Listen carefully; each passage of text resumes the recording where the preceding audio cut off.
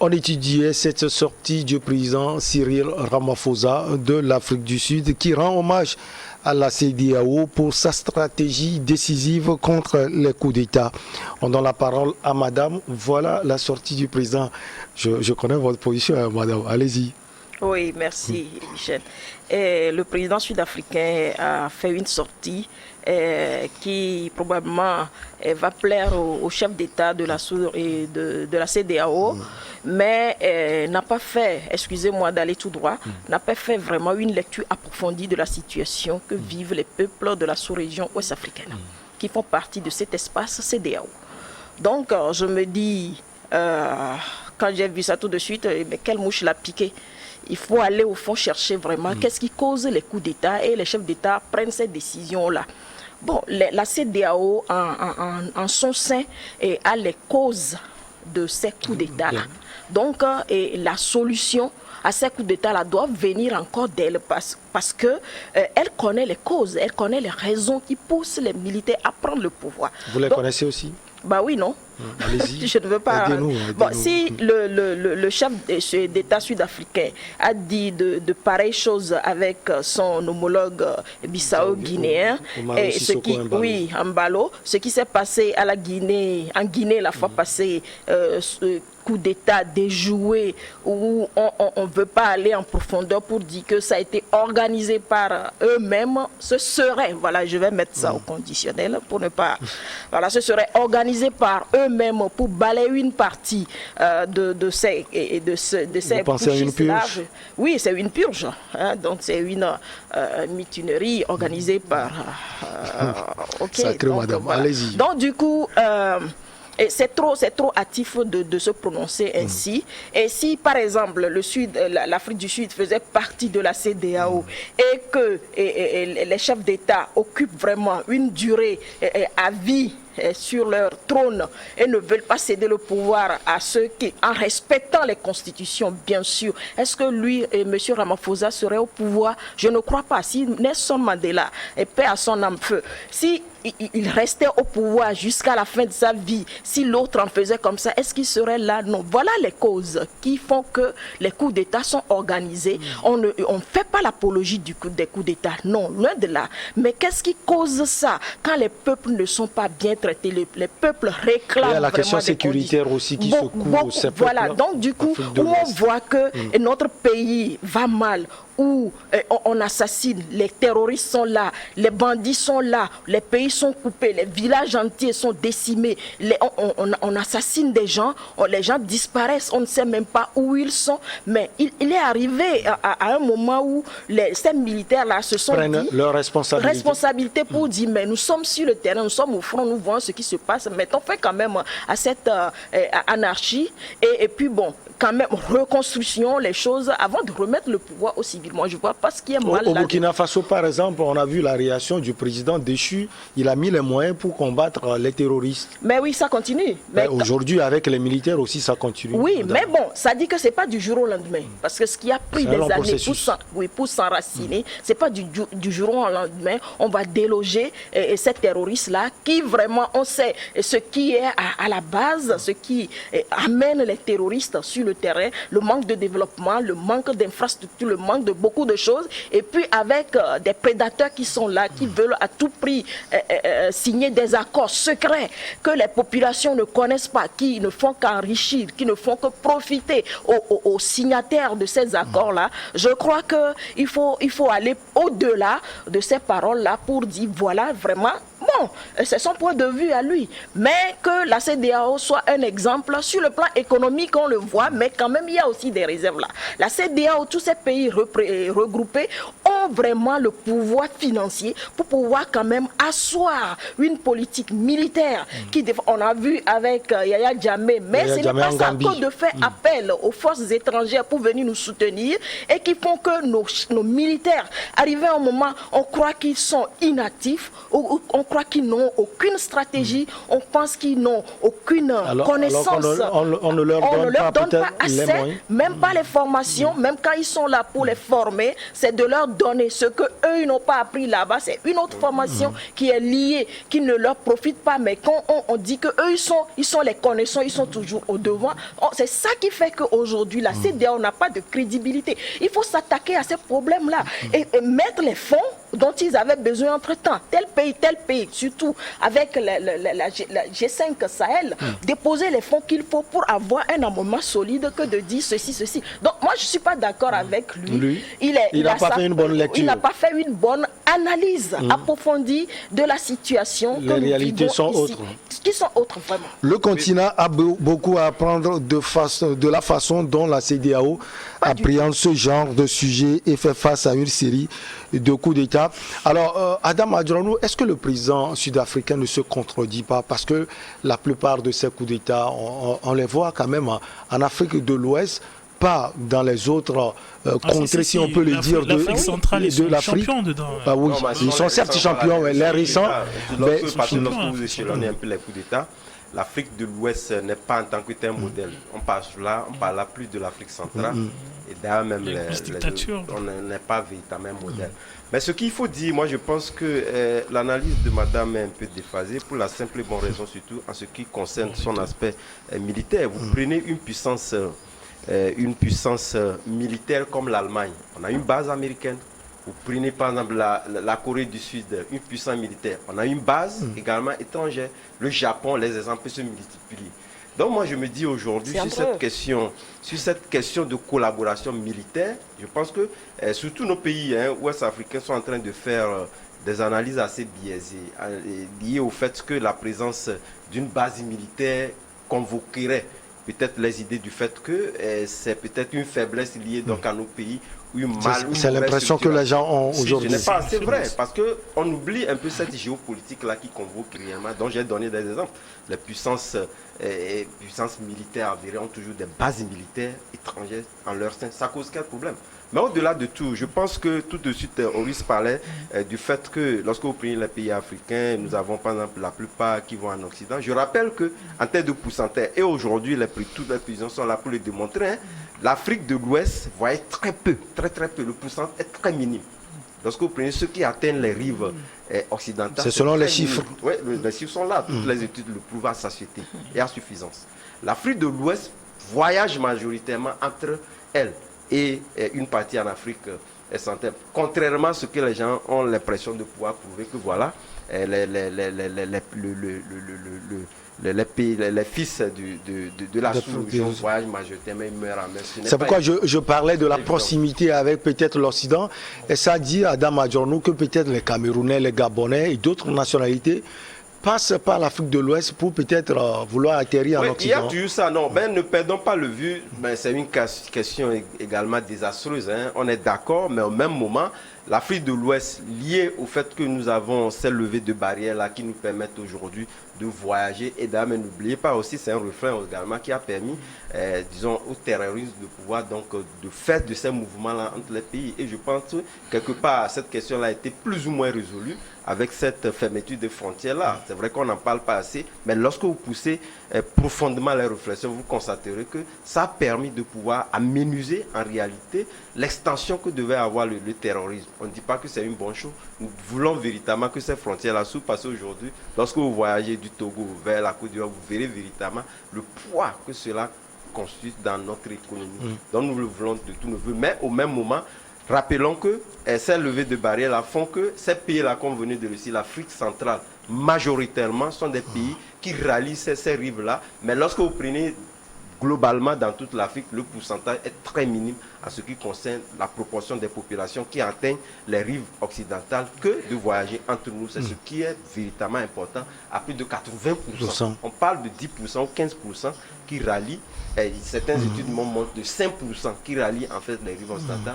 Mais étant donné que ces médias-là qui dirigent le monde veulent véritablement toujours avilir l'image du continent, ont tendance à démontrer aux yeux du monde que voilà, c'est toute une proportion très importante, mais les études l'ont prouvé, c'est une infime partie.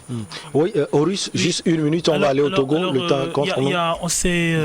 Je pense que tout à l'heure, on a dit un truc, il faudrait quand même qu'on rectifie. Effectivement, en Afrique centrale, il y a beaucoup plus de diktats, Mais en Afrique de l'Ouest, il y a plus de coups d'État. Voilà. Maintenant, par rapport au pourcentage dont Adam parle, je pense qu'il faut voir parmi les Africains qui accostent en Europe, dans ces Africains-là, le pourcentage de Ouest africains. Oui, c'est ce que je dis. C'est dans ce sens-là que je vois. Voilà, le pourcentage de Ouest africains. Maintenant, quoi d'autre? J'ai perdu le fil. Oui. Peut-être ça nous permet d'aller au Togo. Le Togo fait face depuis quelques années au phénomène de la vie chère sans précédent. Le panier de la ménagère a connu une hausse sans cesse grandissante ces derniers jours. Le gouvernement est obligé de prendre des mesures. Parmi ces mesures, Adam Adjorno, on vous retrouve le plafonnement des prix des denrées alimentaires. Oui, ce qui est très intéressant, mais au-delà de ça, je pense que c'est le patriotisme qui a été donc convoqué.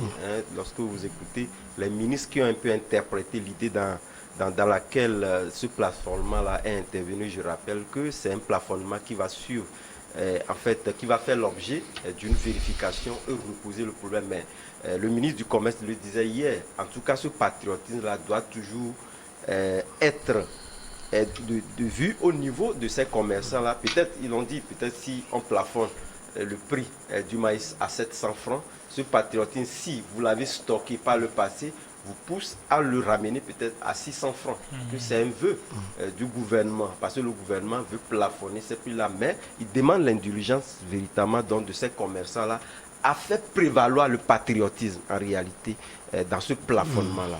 Ce n'est pas totalement agressif. C'est vrai que le gouvernement l'a dit, il y aura toujours des contrôles liés à ces prix-là sur le marché. Parce que vous savez, en période de crise, les spéculations ont toujours cours et la libre concurrence également. Parce que n'oubliez pas que ce plafonnement-là également cause un tant soit peu le tort lorsque nous poussons les réflexions économiques à la question de la libre concurrence, qui n'est pas en réalité de mise. Mais au même moment, nous traversons une crise.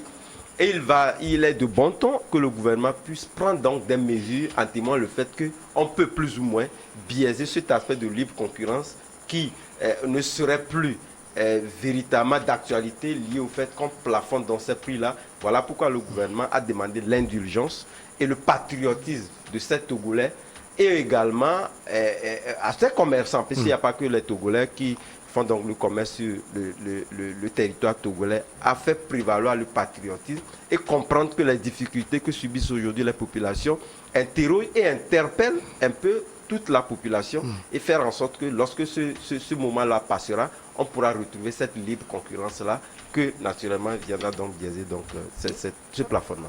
Madame, vous êtes une femme, le gouvernement met devant le patriotisme. Est-ce que cela peut résoudre le problème ou une partie du problème aujourd'hui de la vie chère?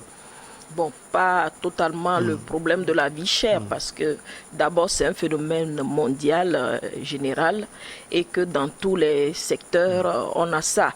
Donc c'est une partie, ça va atténuer les impacts de l'infraction au sein de la population pour le moment.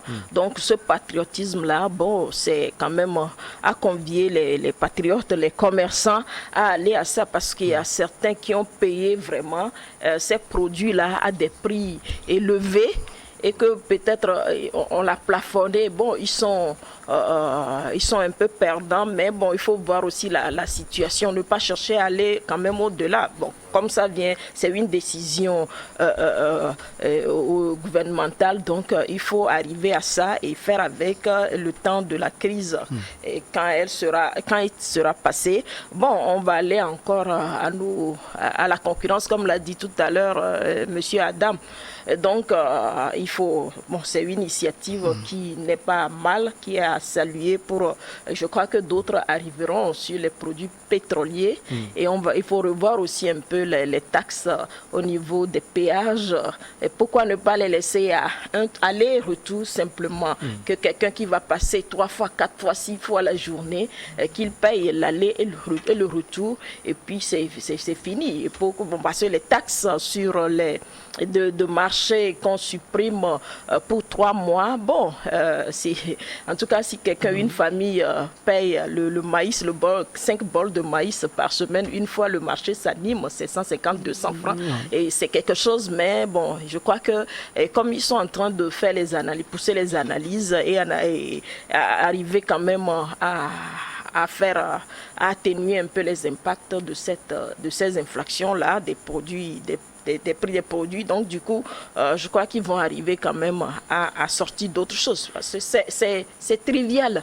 C'est important pour l'existence aujourd'hui parce qu'il y a vraiment la faim qui est là. Heureusement qu'ils le savent. Et voilà, pour le moment, on ne peut qu'encourager ça et quand même demander à ce que ce patriotisme-là soit accompagné quelque part. Je ne sais pas comment ils vont le faire, mais on connaît nos hameaux, nos milieux, les coins cachés. Et plusieurs ne vont pas accepter quand même appeler le numéro vert pour signaler que voilà, il y a des infractions ici, les gens ne respectent pas.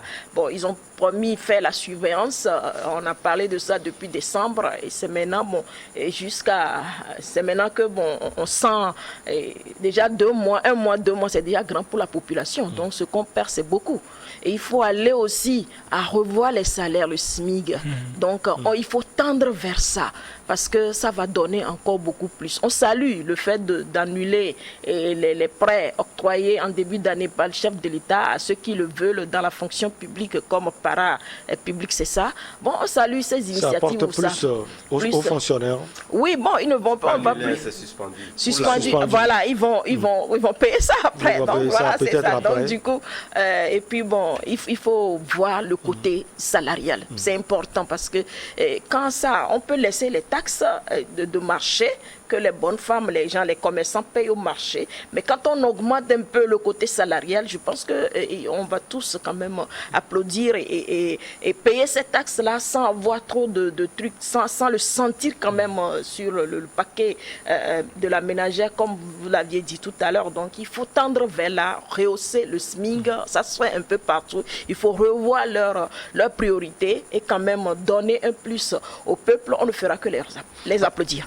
On a vu 4 priorités du gouvernement pour faire face à la vie chère, mais sur le plafonnement des prix des denrées alimentaires, votre regard sur cela, au risque d'un Covid, le mécanisme, comment cela a été fait ou bien comment ça va se faire? Ça, c'est la grosse question. C'est la grosse question. Après, c'est indéniable qu'il y a quand même des propositions, il y a quand même, il y a un État qui réagit. C'est vrai que beaucoup de personnes auraient voulu qu'il réagisse un peu plus tôt, parce que cette crise, elle était annoncée. Mais oui, effectivement, on ne sait pas comment cela va se faire, et aussi c'est un peu compliqué parce que les familles au Togo tirent un peu le diable par la queue. Donc, y mettre de la surveillance pour surveiller. En tout cas, ce qui est sûr, c'est que vu les prix exorbitants qu'il y a au marché, oui, je pense que quand même c'était intéressant de plafonner cela. Maintenant, après, il y a quand même des petits points que je trouve où il faut apporter des précisions. Par exemple, quand on demande aux gens d'être patriotes, cela, pour moi, ça s'inculque dès le bas âge. Ça s'inculque vraiment dès le petit enfant qui entre en maternelle. Ça ne se décrète pas.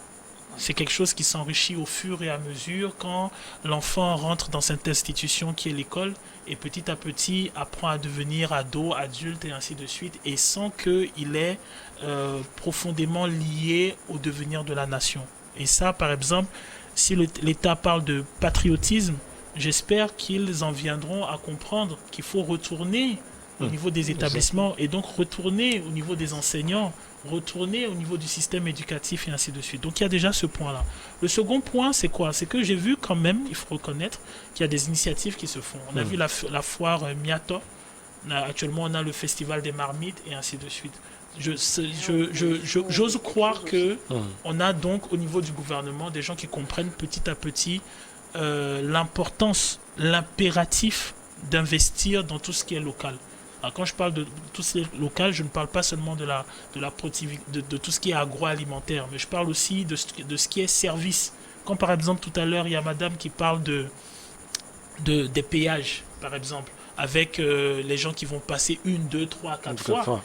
Mais pour avoir un système qui puisse contrôler cela, il faut faire confiance aux techniciens togolais, aux développeurs d'applications, aux chercheurs togolais. On a des experts en robotique togolais, ça existe.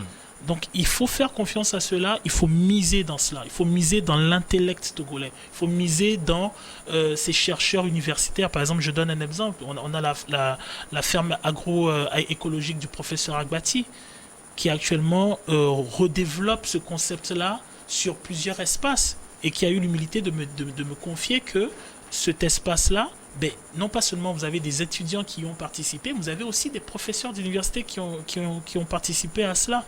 Et pour moi, c'est intéressant parce que ça touche à l'alimentaire.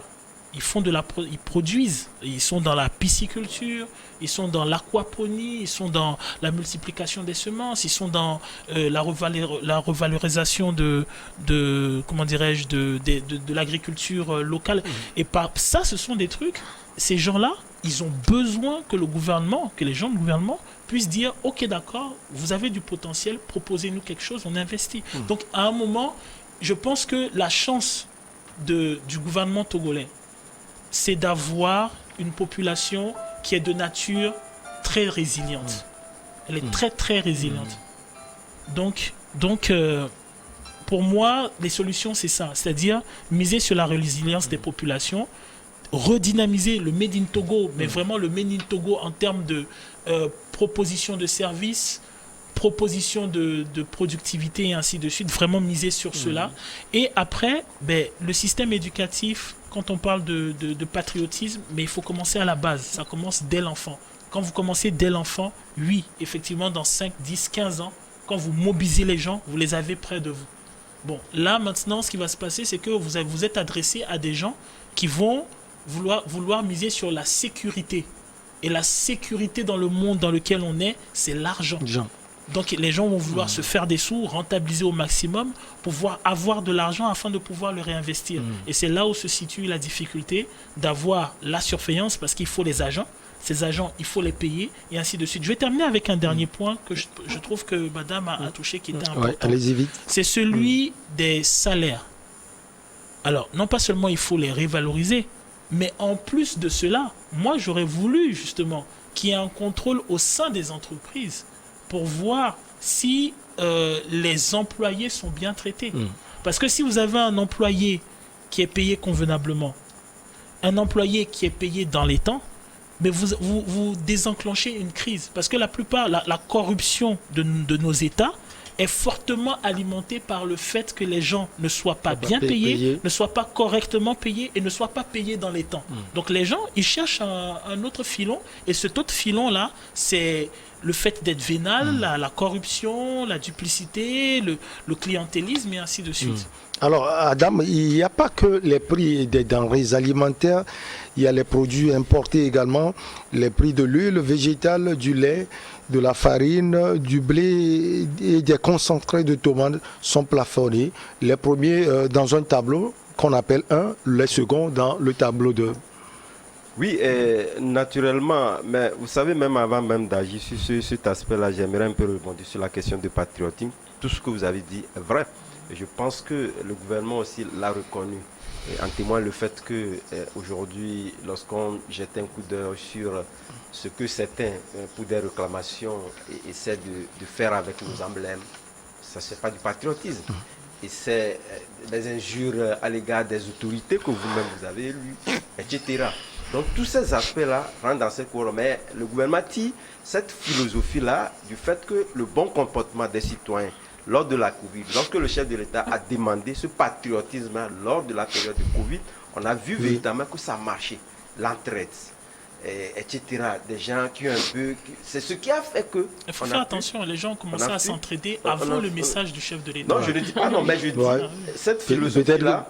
Pour les encourager plus dans ce qu'ils font. Cette philosophie-là, ils veulent véritablement que nous continuions par le ressusciter pendant cette période de vie chère.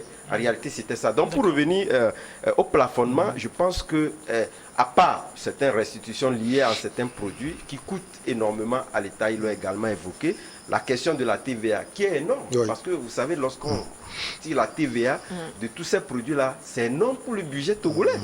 C'est énorme. Et le fixe également en paie un énorme coût. Et donc, je pense que lorsque vous prenez ces grossistes-là avec lesquels le ministre du Commerce là est toujours évoqué, il essaie de les entretenir à tout moment en les conviant ils ne sont pas pour la majorité, les importateurs ne sont pas togolais pour la plupart du temps. Donc il essaie véritablement d'implanter une politique qui les amène, ce n'est pas la politique du bâton de toutes les façons, mais qui les amène à comprendre l'urgence, le support en termes de budgétaire de tout cela, parce que vous allez évoquer clairement la question des tickets des marchés. C'est à coup de milliards que le gouvernement supporte cela. Mais également, les gens ont posé la question de savoir comment ça va se faire. Et je pense que lorsque vous prenez la question de naissance qui s'était donc posée par le passé, où il y a eu restitution, donc le gouvernement a la formule nécessaire pour restituer ces fonds-là à l'équilibre, à la hauteur et à la taille de ces communes-là. Donc aujourd'hui, la grande question, c'est la politique que veut instaurer le gouvernement. Ce n'est pas le contrôle, oui, le gouvernement a toujours les moyens, ce n'est pas le numéro vert seulement qui fait le contrôle. Le gouvernement a les demandements dans pratiquement toutes les régions, dans les hameaux, on peut les contrôler. C'est vrai qu'il peut ne pas être efficace. C'est vrai, mais au même moment, ce n'est pas, comme je le dis toujours, cette question de bâton. C'est vrai que le plafonnement va être respecté avec le contrôle qui va avec, mais le gouvernement insiste sur le fait qu'il faudrait que, lorsque vous êtes commerçant, que les gens ne mettent pas en avant l'enrichissement de la sécurité dont vous parlez. En avant, il faudrait que les gens comprennent que nous devons...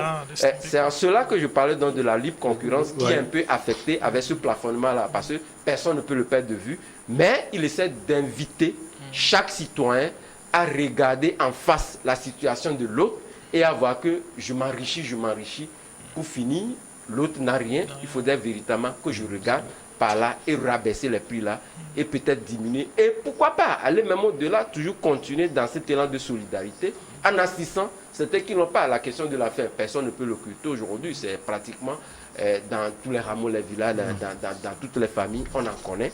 Mais il faudrait quand même que cette solidarité puisse toujours prévaloir et faire en sorte que tous les Togolais supportent plus ou moins cette période qui est très difficile à supporter. On aura toujours le temps de parler de cette période de la vie chère au Togo. Ce n'est pas seulement au Togo, mais partout en Afrique. Ça a été un plaisir de vous avoir sur ce plateau. On a parlé avec vous de la Côte d'Ivoire, des heurts entre forces de l'ordre et les étudiants grévistes à Bouaké au centre du pays. On a également parlé de la Guinée-Conakry où l'ex-président de la commission électorale écroué pour enrichissement illicite. Afrique du Sud, Cyril Ramaphosa rend hommage à la CEDEAO pour sa stratégie décisive contre les coups d'État.